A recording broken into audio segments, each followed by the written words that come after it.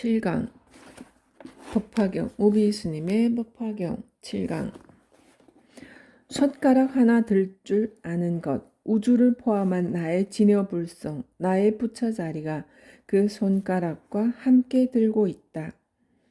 인간을 어떻게 이해할 것인가? 법화경은 28장으로 이루어져 있습니다. 그중 앞 14품에서는 방편품이 제일 중요한 품이고 뒤에 14품 중에서는 열의 수량품이 제일 중요한 품입니다. 그래서 이 두 품을 법화경의 눈, 법화경의 안목이라고 합니다.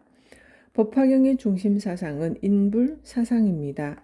인불 사상은 사람이 곧 부처님이다 라고 하는 사상입니다. 요즘 저는 이것을 좀 더 친근한 말로 당신은 부처님이라고 표현합니다. 사람을 부를 때 당신이라고 하지 소나 말을 보고 당신이라고 하지 않습니다. 그래서 사람이 부처님입니다 라는 말이나 당신은 부처님입니다 라고 하는 말은 같은 말입니다. 사람에 대한 최고의 찬사가 당신은 부처님입니다. 부처님 오신 날을 맞이해서 봉은사의 현수막에 당신은 부처님이라는 문구가 걸려 있었습니다. 제가 한 말이지만 반가웠습니다.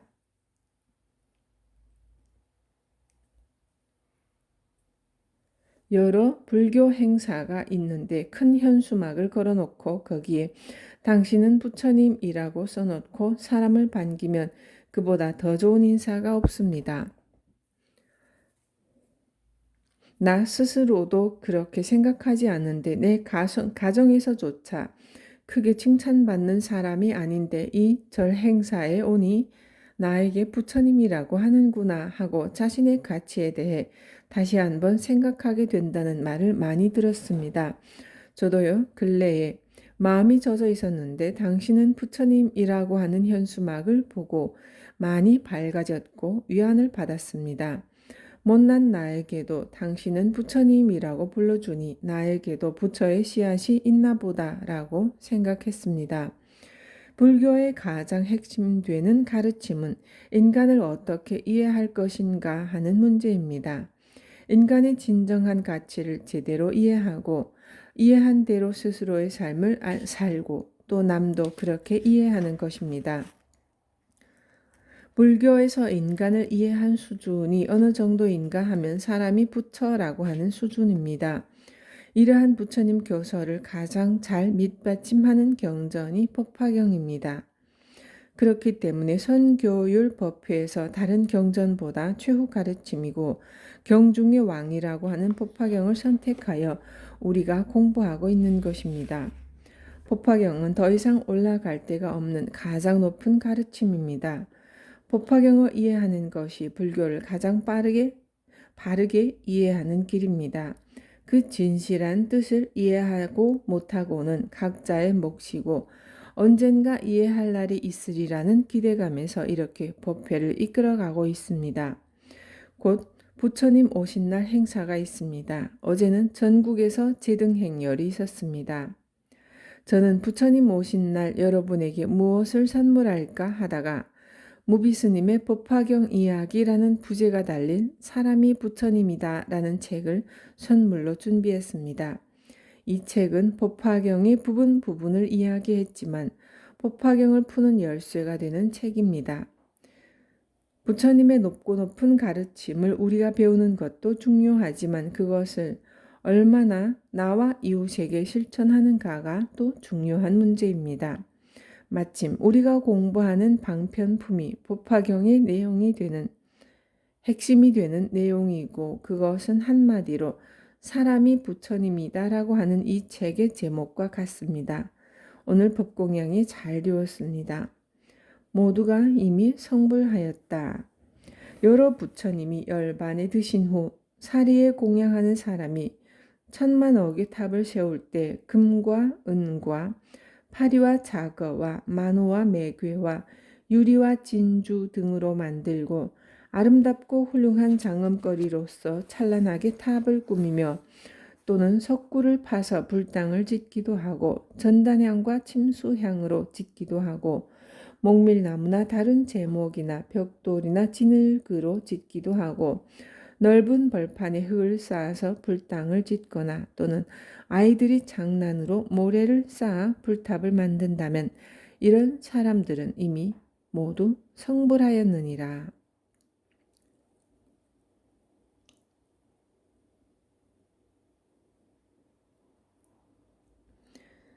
우리 불자들 중에 부처님과 인연 맺고 이 정도 일에 동참하지 않은 사람이 없습니다. 제 나름대로 모두 크게 작게 온갖 불사에 동참했습니다. 그런데 이런 행위를 했다고 해서 부처님이 된다는 것이 아닙니다. 경전 속의 숨은 뜻을 잘 알아야 합니다. 부처님에게는 법화경이라고 하는 최상승의 가르침을 앞에 두고 이것을 어떻게 하면 잘 가르칠까 하는 것이 숙제였습니다. 누구나 방광을 한다. 계현 스님 밑에 신찬 스님이라고 하는 상좌가 있었습니다. 그는 백장 스님 밑에 가서 공부를 하고 다시 은사 스님에게로 돌아왔습니다. 어느 날 은사 스님이 목욕을 하고 있는데 이 상좌 스님이 스승의 등을 밀면서 말했습니다. 법당은 좋은데 영험은 없구나. 은사 스님이 가만히 들으니 자신을 놀리는 것 같아서 휙 돌아보았는데 상좌 스님이 다음에 턱 던지는 말은 더 가관이었습니다. 영험은 없는 부처가 방광은 하는구나. 방광한다는 말은 광명을 놓는다는 말입니다. 누군가 부르면 돌아볼 수 있고 대답할 수 있고 누가 내 발을 밟으면 신경질을 낼 수 있고 칭찬을 하면 기분이 좋아지기도 합니다. 이렇게 반응하는 일이 모두 방광입니다. 영험 없는 부처라도 방광은 할 줄 압니다. 살아있는 사람은 모두 다 방광을 하기 때문입니다. 방광할 줄 아는 이가 진정한 부처입니다. 바로 이런 이유로 법화경에서 이런저런 불사에 동참하거나 심지어 어린아이가 장난으로 탑을 만들어도 부처가 될 것이라고 이야기한 것입니다. 선불교에서는 선불교대로 그것을 표현합니다. 나도 부처다. 열반경에는 광액도화라는 백정 이야기가 있습니다. 이마가 번질번질한 백정이 어느 날 소를 잡는 칼을 도마에 척 꽂으며 나도 천부처님 중 하나다라고 하였다는 겁니다. 사실 소를 잡을 줄 아는 그 능력이 부처입니다. 공덕을 쌓고 수행을 쌓아서 부처가 된다는 말에는 더 이상 답이 없습니다. 법화경은 비밀하고 요긴한 가르침입니다. 그런데 아는 사람에게는 이미 비밀이 아닙니다. 백정이 나도 이 순간부터 부처다 라는 사실을 아는 순간 그 사람은 소잡는 부처가 되었습니다. 부처가 된 다음 자기 직업을 때려치울 사람이 아닙니다. 그래도 역시 그는 소잡는 부처입니다. 사람이 부처입니다. 이 사람은 조건이 없는 사람, 그냥 사람입니다. 사기꾼이나 도둑놈도 이 사람이라는 말 속에 다 들어갑니다. 그도 부르면 돌아볼 수 있습니다. 그도 역시 방광하는 부처입니다. 만약에 불교에 이러한 가르침이 없다면 우리같이 못난 사람이나 세속에서 일상생활을 하는 사람들은 어쩌겠습니까? 모두가 부처입니다. 사람이 부처입니다. 이것이 불교의 궁극적 답입니다. 그런데 이런 것이 쉽게 이해되지 않습니다. 굳이 화상을 흉내낸 동자. 만약 어떤 사람이 부처님을 위해서 부처님의 형상을 조성하거나 불상의 여러 가지 모양들을 조각한 이들도 모두 이미 성불하였느니라. 칠보로 부처님의 형상을 조성하거나 황동이나 백동이나 함석이나 연이나 주석이나 철, 나무, 진흙으로 만들거나 악교나 오칠과 천으로 불상을 조성한 이들도 이러한 여러 사람들은 모두 이미 성불하였느니라. 채색으로 불상을 그려서 100가지 보기 원만하게 장엄한 탱화를 만들 때 제가 스스로 하거나 남이 시켜 하더라도 이러한 이들 모두 성불하였느니라. 어린아이들이 소꿉장난으로 나무꽃챙이나 붓이나 또는 손가락이나 손톱 따위로 불상을 그린다 해도 이와 같은 이들이 점점 공덕을 쌓으며 큰 자비심을 갖추어서 이미 모두 성불하였느니라. 다만 여러 보살이 되어 한량없는 중생들을 제도하여 해탈케 하였느니라. 경전대로라면 부처 되기가 참 쉽습니다. 된다는 것도 틀린 말입니다. 이미 부처가 되어 있는 상태를 우리는 그저 이미 부처가 되어 있구나 하고 이해하면 그뿐입니다. 따로 된 부처는 없습니다. 본래 부처입니다. 나뭇잎을 따서 손톱으로 불상을 그리는 것은 어쩌면 불경죄일 수도 있습니다. 그러나 이것은 이미 죄다 포기다 할 문제가 아닙니다. 구지화상. 구지화상은 평생 손가락 하나만 세우는 것으로서 법문을 다했습니다. 이 노스님이 출타를 했을 때 마침 손님이 왔습니다. 늘 구지화상의 법문을 보아왔던 동자가 자기도 법문을 할 수 있다고 법을 물으라고 했습니다. 손님이 법을 묻자 구지화상처럼 손가락을 하나 들었습니다. 나중에 그 사실을 노스님인 구지화상에게 이야기하자 스님은 무엇이 도냐 하고 동자에게 물었습니다. 동자가 무심코 손가락을 들자 스승은 그 순간 동자의 손가락을 차고 있던 궤도로 베어버렸습니다. 옛날 스님들은 여러 용도로 쓰려고 칼을 들고 다닙니다. 손가락을 잘렸으니 얼마나 아팠겠습니까? 동자가 울면서 도망을 가는데 노스님이 동자야 하고 불렀습니다. 울면서 도망가면서도 동자가 휙 뒤를 돌아보자 노스님이 손가락을 세워 보였습니다. 그 순간 동자에겐 천지가 무너졌습니다. 선어록에 기록되어 있는 이야기입니다. 물결은 물의 한 표현일 뿐. 이런 이야기나 법화경 방편품에 나오는 여러 일화가 다 똑같습니다. 물결은 물의 한 표현입니다. 불자가 할 수 있는 온갖 일은 다 진여불성에서 나옵니다. 진짜 최상승 불교는 사람을 힘들게 하지 않습니다. 졸음을 쫓으며 송곳으로 허벅지를 찌르고 뾰족한 나무를 깎아 목에 세워놓고 공부에 정진하거나 남을 시켜서 불사에 동참하거나 손톱 따위로 불상을 그려도 결과는 이미 다 성불입니다. 무엇을 하든 각자 성향에 따라서 하는 수행의 한 표현일 뿐입니다. 그것과 상관없이 성불은 이미 되어 있는 것입니다.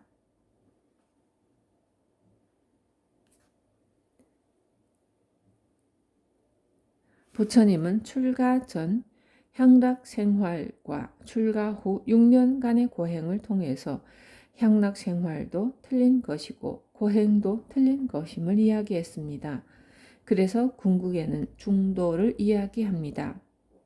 그대의 보물 선일화 중에 마조스님 이야기가 있습니다. 마조스님 밑에는 도인이 깨가 쏟아지듯 쏟아졌다는 표현이 있을 정도로 마조 스님은 큰 도인입니다. 젊은 날 대주 해해 스님이 마조 스님에게 와서 인사를 했습니다. 자네가 여기 뭐하러 왔는가? 마조 스님이 물었습니다. 부처 되려고 여기까지 왔습니다. 대주 스님이 말하자 마조 스님이 말했습니다. 그대의 집에 무진장한 보물이 있거늘 자기 집 보물을 팽개쳐 버리고 다시 무엇을 하자는 것인가? 저의 보물은 무엇입니까? 대주 스님이 묻자 마조 스님이 대답했습니다. 그대가 나에게 묻는 것이다. 이 속에는 어마어마한 의미가 있습니다. 아침에 일어나서 지금까지 우리는 내 보물의 표현을 수천 번 했습니다. 그럼에도 불구하고 진정한 보물을 알지 못하고 있습니다. 불교 안에는 법을 전하느니 법을 받느니 하는 말이 많습니다. 법을 전한다고 하지만 누가 그 법을 주고 누가 그 법을 받습니까? 내가 나에게 묻는 그 사실이 너의 진정한 보물이다. 이 사실만 잘 알면 되는 것입니다. 네 가지 의지할 것. 열반경이나 지도론에는 법사의가 나옵니다. 법에 대해서 네 가지 의지해야 할 것을 일러준 것입니다. 부처님이 열반을 앞두고 유언처럼 하신 말씀이므로 우리가 염두에 두고 새겨야 합니다. 그 첫째는 의법 불의인입니다. 법에 의지하고 사람에게 의지하지 말라는 것입니다. 법은 사람을 포함한 천지만물 삼라만상이 이미 가지고 있는 존재의 원리입니다. 가짜 법도 있습니다. 천지만물 삼라만상의 존재 원리를 깨달으시고 그것을 중생들에게 일러주기 위해서 부처님이나 조사스님이 횡설수설해 놓은 가르침입니다. 삼귀의 할 때의 부처님 가르침도 사실은 가짜 법입니다. 진짜 법을 설명한 설명서에 불과합니다. 예를 들어서 라디오를 하나 샀다면 라디오를 어떻게 사용할 것인지 설명서가 달려 있습니다. 그렇다고 그 설명서가 라디오는 아닙니다. 진짜는 라디오입니다. 요즘 설명서가 얼마나 많습니까? 차를 사도 설명서가 한두 권씩은 딸려옵니다. 차에 대한 모든 내용이 설명서에 다 들어 있습니다. 그래도 그 설명서가 차는 아닙니다. 법도 마찬가지입니다. 경전이라고 하는 것은 설명서이고 진짜 법은 우리들 자신입니다. 삼라만상 모든 것의 존재 원리가 법입니다. 부처님은 그것을 깨달으시고 우리에게 일러주고자 하셨습니다. 그런데 하도 사람들이 둔하고 여러 근기이다 보니 이런저런 이야기로서 84,000 법문이라는 설명서를 일러주셨습니다. 그러면서 부처님은 모든 것의 존재 원리를 이해하고 의지하라. 그도 아니면 나의 가르침에 의지하라. 결코 사람을 의지하지 말라라고 하셨습니다. 출가해서 절에 들어오면 맨 처음 공부하는 것이 천수경입니다. 제대로 된 사찰이라면 그보다 먼저 가르치는 것이 초발심 자격문입니다. 초발심 자격문에 약이인악고로 불수광명하면 타갱락 참거의라 하는 내용이 나옵니다. 어떤 사람이 길을 가는데 마침 밤이고 캄캄합니다. 그런데 저만치 등불을 들고 가는 사람이 있습니다. 의지할 것은 그 사람이 든 등불뿐입니다. 그래서 가까이 가보니 그 등불을 든 사람은 아주 나쁜 사람으로 소문이 난 사람입니다. 늘 손가락질 받고 대면하기도 싫고 이름도 거론하기 싫은 사람입니다. 그런데 캄캄한 밤 등불을 가진 사람은 그 사람뿐입니다. 어떻게 해야 할까요? 그에 대한 답이 약이인악고로 불수광명하면 타갱락 참거의입니다. 만약에 그 사람이 나쁘다고 해서 그 사람이 들고 있는 등불의 빛까지도 내가 받아들이지 않고 수용하지 않는다면 혼자 어두운 길을 가다가 물에 빠지거나 넘어져서 다치거나 아예 구렁텅이에 떨어져서 죽으리라는 내용입니다. 등불은 죄가 없습니다. 법도 문제가 없습니다. 다만 누가 들고 있는가 하는 사람이 문제일 뿐입니다. 사람이 싫다고 해서 그가 들고 있는 등불빛까지 안 받아들이면 참으로 어리석은 일입니다. 빛이라고 하는 진리를 받아들이고 의지하라. 다만 그것을 든 사람을 의지하지 말라라고 부처님이 네 가지 의지할 것 중에 첫 번째를 말씀하셨습니다. 요의경을 의지하라. 부처님이 유언처럼 말씀하신 법에 대한 네 가지 의지할 것인 법사의 중에 두 번째는 의요의, 불의, 불요의입니다. 요의경을 의지하고 불요의경을 의지하지 말라입니다. 불교의 경전이 무수히 많습니다. 그런데 부처님께서 당신이 워낙 말씀을 많이 해놨으니까 당신 입으로 전부 다 의지할 것이 못 된다라고 하셨습니다. 그 많은 경전 중에 어디에서든지 통하는 진리의 가르침만을 의지하라는 것입니다. 그 외의 것은 임시방편이니 너무 의지하지 말라. 어떤 특정한 국가, 특정한 민족, 어느 시대에만 맞는 것이라면 너무 생각하지 말라는 것입니다. 부처님은 그 사람의 병에 따라서 그 사람의 문제에 따라서 딱 그 사람에게 맞는 처방을 내렸습니다. 그 처방이 모든 사람에게 통한다고 생각하면 오산입니다. 특정 사람에게만 통하는 처방을 불요의경이라고 합니다. 모든 사람에게 통하는 처방은 요의경입니다. 대승경은 요의경입니다.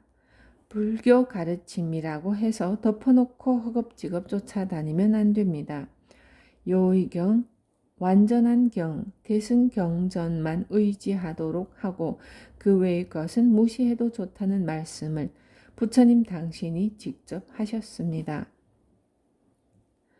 이왕에 불교를 공부하는 우리는 가능하면 대승경전을 공부하는 것이 바람직합니다. 절마다 있는 불교 대학에서도 대승경전을 교재로 하는 것이 바람직합니다. 경전만큼 좋은 교재가 없습니다. 그것이 의요의, 불의, 불교의입니다. 지혜를 의지하라. 법에 대한 네 가지 의지할 것. 법에 대한 네 가지 의지할 것인 법사의 중에 네 번째는 의지불의식입니다. 지혜를 의지하지 아르마리를 의지하지 말라. 이것은 부처님의 유언 중 하나입니다. 우리는 일상을 사는데도 지혜롭게 살아야 하고 불교를 이해하는데도 지혜롭게 이해해야 합니다. 불교를 지혜로서 이해해야 합니다. 불교에서 지혜가 가장 중요합니다. 그래서 법화경을 설할 때도 맨 처음 사리불이 등장했습니다. 사리불이 부처님의 제자 중에 지혜제일이기 때문입니다.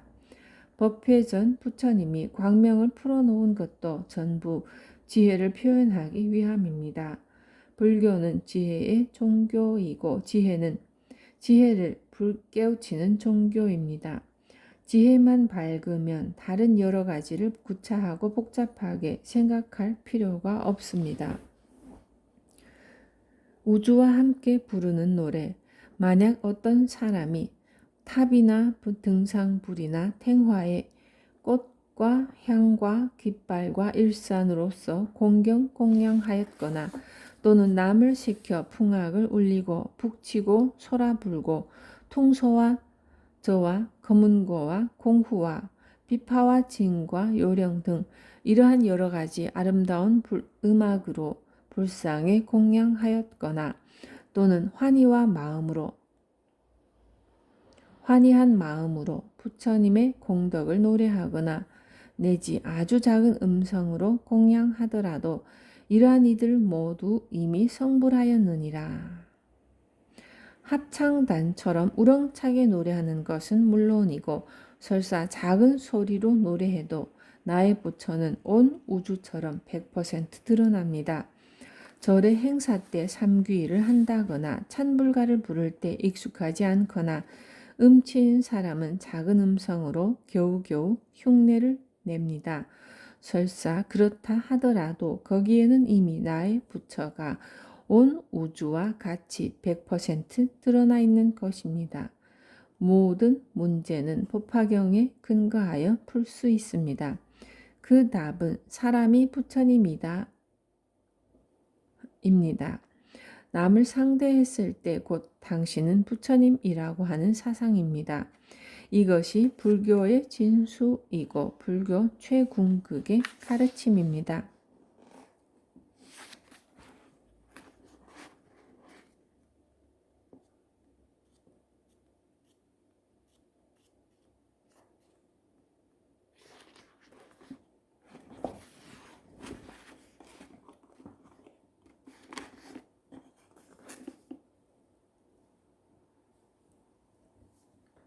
(8강) 눈을 뜨고 보니 본래 스스로 갖추고 있다. 정문과 본문, 법화경은 경중의 왕입니다. 그래서 오랜 세월 많은 사람들이 이 경전을 연구한 내용을 글로 남겼습니다. 그 많은 분들이 서로의 이론을 가지고 법화경을 공부할 만큼 연구거리가 많은 경전입니다. 그런데 하나의 공통된 해석이 있습니다. 법화경을 해석하면서 부처님을 정문과 본문으로 나누어 설명하는 것입니다. 이것은 또 이 세상과 우리들 자신을 해석하는 길이기도 합니다. 정문과 적불은 자취로서의 부처님, 역사적인 부처님, 본문과 본불은 부처로서의 부처님, 궁극적 차원에서의 부처님입니다. 저기는 자취로서의 사람입니다. 본인은 본체로서의 사람입니다. 역사적인 차원에서의 사람과 궁극적 차원에서의 사람은 다릅니다. 우리에게 보여지는 것들, 나이가 몇 살이고 어느 가문에서 태어나서 교육이 어떻고 직업이 무엇이고 외모가 어떻다는 것은 다 각각 차별하여 다릅니다. 이것은 현상이고 역사적인 사람입니다. 정문입니다. 그러나 궁극적 차원에서의 사람은 모두가 평등합니다. 화엄경에서 심, 불, 급, 중생, 시, 삼, 무차별, 마음과 부처와 중생 이 셋은 차별이 없다고 말했듯이 궁극적 차원의 사람은 부처님과 동일한 진리입니다. 동일한 자리입니다. 본래의 사람은 본래 부처님과 차별이 없습니다. 깨달은 분은 그것이 너무나도 명확하게 보이기 때문에 그런 말을 안 할 수가 없습니다. 그래서 대승경전에서는 궁극적인 차원을 크게 부각시킵니다. 진정으로 문제가 되고 우리가 제대로 알아야 할 것은 궁극적 차원의 우리들이라는 것입니다. 그 점을 상당히 깊이 있게 말씀하신 경전이 바로 이 법화경입니다. 모든 사람의 궁극적 차원은 부처입니다. 부처보다 더 좋은 표현이 있다면 더 좋은 표현을 써도 됩니다. 더 좋은 표현이 없으므로 궁극적 차원에서의 사람의 모습은 바로 부처라고 말하는 것입니다. 그것을 법화경은 끊임없이 말하고 있습니다. 현실 속에서 우리는 역사적인 모습으로 서로를 상대합니다. 어떨 때는 그것과 관계없이 우리 모두가 가지고 있는 마음을 가지고 이야기할 때도 있습니다.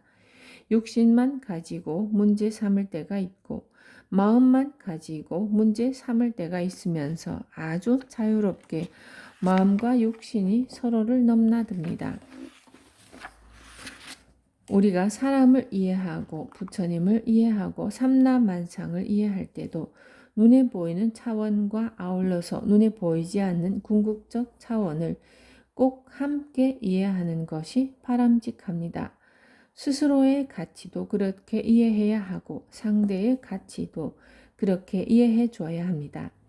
이러한 경전의 말씀, 부처님 깨달음의 말씀을 통해 사람이 부처님이라는 내용을 명확히 이해할 때 우리의 삶은 진정으로 가치 있는 삶이 됩니다. 인간으로서 이 세상에 태어난 보람과 의미를 10분 이해할 수 있습니다. 소중한 7일.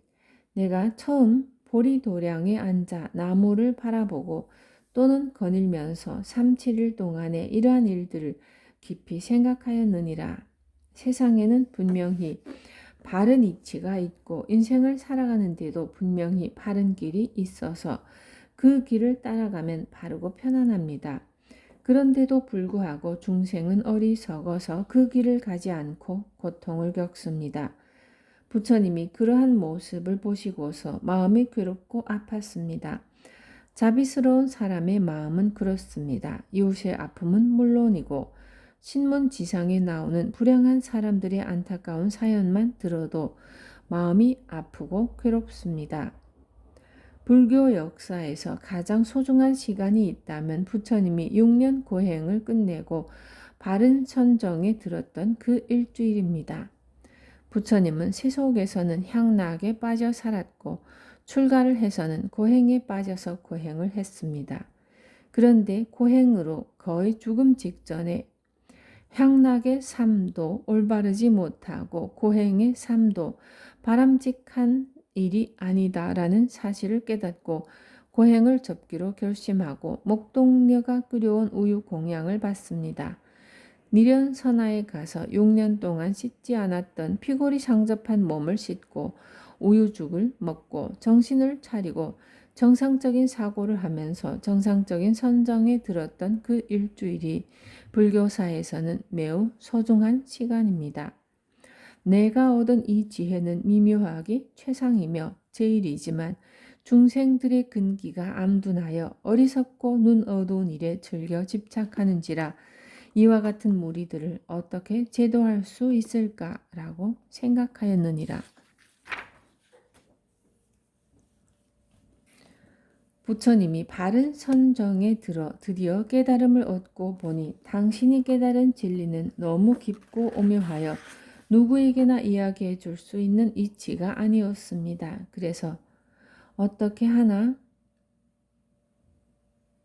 내가 이것을 중생에게 설명을 해줘야 할 것인가 하고 3, 7일을 고민하였습니다. 불교에서는 흔히 7일 기도를 한다, 3, 7일 기도를 한다, 7, 7제를 지낸다 하면서 7일을 중심으로 의식과 행사가 치러집니다. 불교 역사에서 가장 소중하고 값진 부처님 깨달음의 일주일에 맞추어 짜인 시간입니다. 부처님이 바른 선정에 들었던 그와 같은 시간을 일주일간 용맹정진 한다든지 3, 7일 기도를 한다든지 하면서 우리가 따라하는 것입니다. 법화경에 이렇게 분명히 근거가 있습니다. 이때에 여러 범천왕과 제석천왕들과 이 세상을 보호하는 사천왕과 대자재천왕과 여러 천신대중들과 그들의 권속 100천만 대중들이 공경히 합장하고 예배하면서 나에게 법륜 굴리기를 청하거니 내가 스스로 생각하기를 만약 일불승만 찬탄하면 괴로움에 빠져있는 저 중생들은 이 법을 믿을 수 없어서 법을 파괴하고 믿지 않는 까닭에 사막도에 떨어질 것이니 내가 차라리 설법하는 일을 그만두고 빨리 열반에 들어버릴까 하였느니라.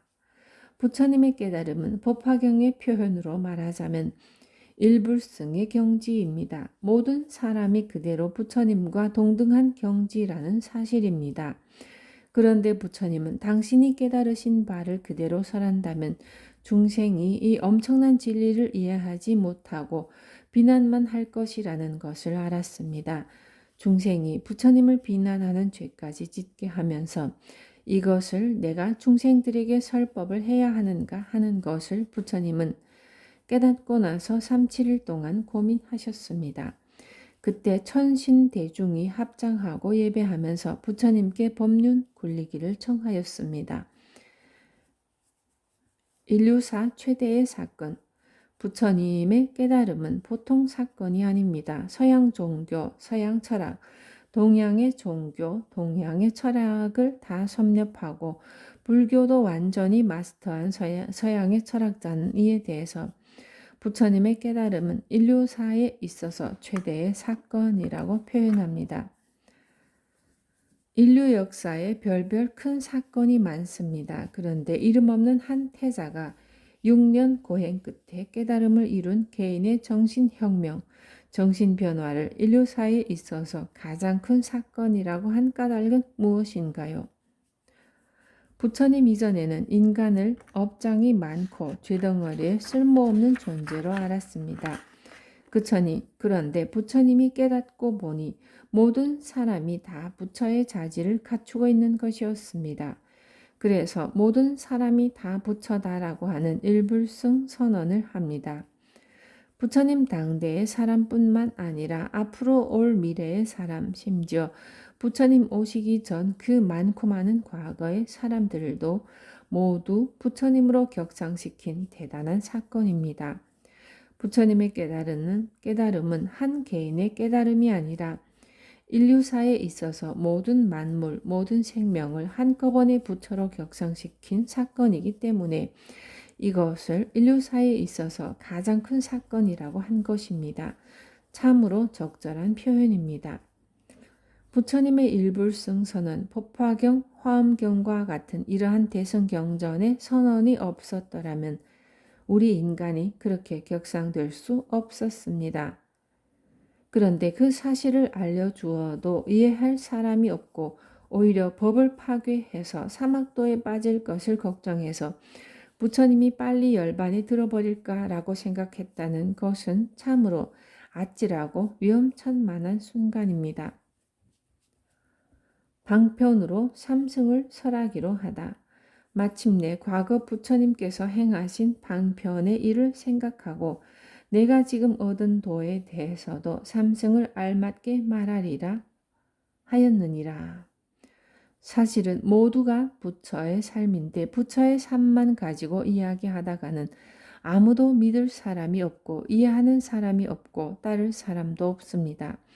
그래서 부처님은 열반이 드는 대신 차원을 낮춰서 일승을 여러 가지로 쪼개고 나누어서 중생들의 근기에 맞게 이야기할 수밖에 없겠다고 생각하기에 이르렀습니다. 이렇게 생각할 때에 시방세계에 부처님이 모두 나타나서 아름다운 음성으로 나를 위로하며 깨우치시기를 선제라 석가모니불 제일가는 도사여 최상의 법을 얻어서 다른 부처님이 행하신 것처럼 방편의 이치를 쓸지니라.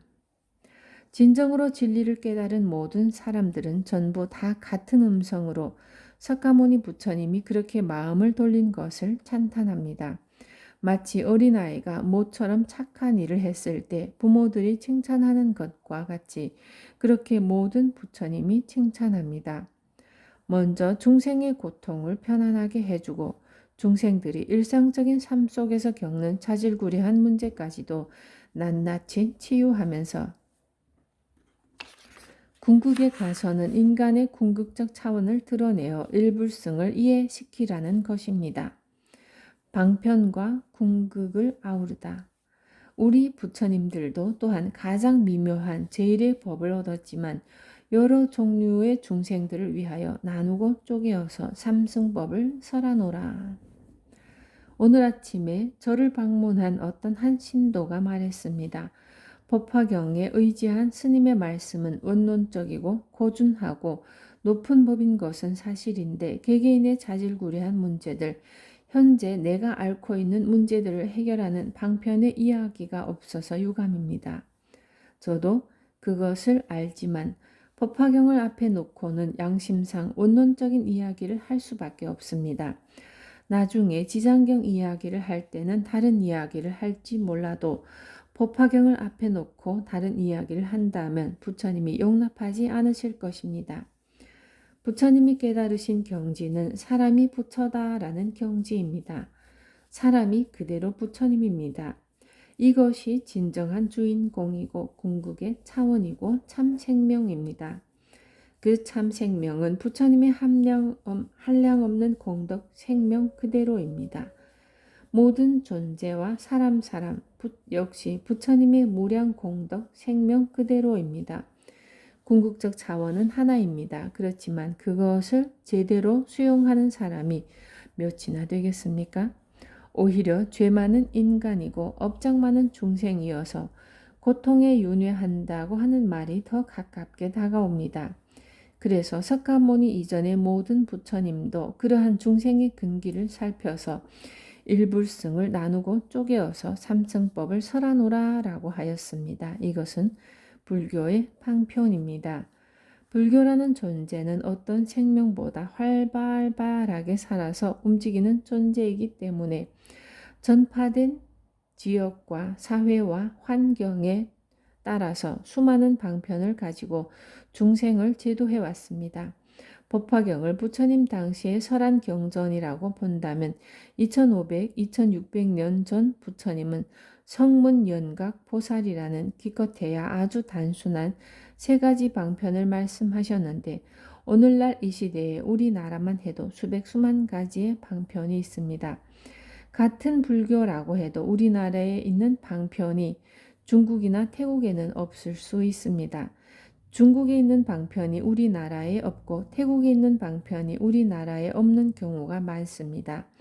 앞으로도 10년 뒤 한국 불교에서 어떤 방편이 생길지 모르고 시대가 달라지는 이상 또 다른 방편이 생겨야 합니다.